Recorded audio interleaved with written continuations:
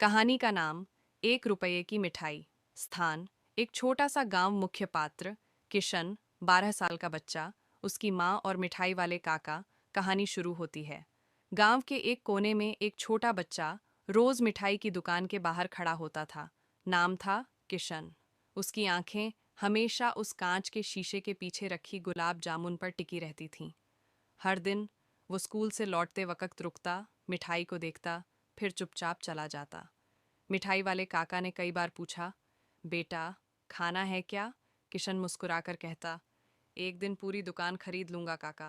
काका हंसते और कहते, अच्छा, तब मुझे भी एक गुलाब जामुन खिलाना भूल मत जाना।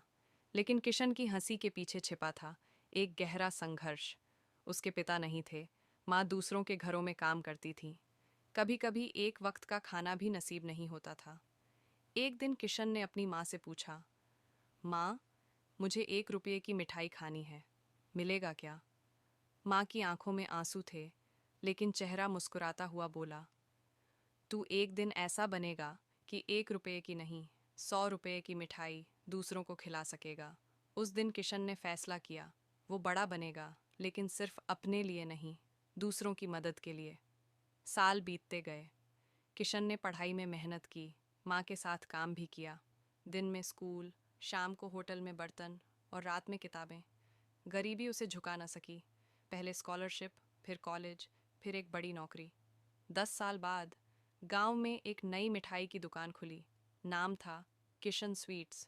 उसी दुकान में लिखा था एक बोर्ड, हर उस बच्चे को एक गुलाब जामुन मुफ्त, जो कभी मिठाई खाने के लिए सिर्फ देखता था। और काउंटर के पीछे वही मिठाई वाले काका काम कर रहे थे। काका ने पूछा, बेटा तूने ये सब कैसे किया? किशन ने मुस्कुराकर जवाब दिया, क्योंकि एक दिन माँ ने कहा था, तू सिर्फ खाएगा नहीं, दूसरों को भी खिलाएगा। कहानी से सीख, हर बड़ा सपना बड़े पैसे से नहीं, बड़ी सोच और सच्चे इरादे से पूरा होता है।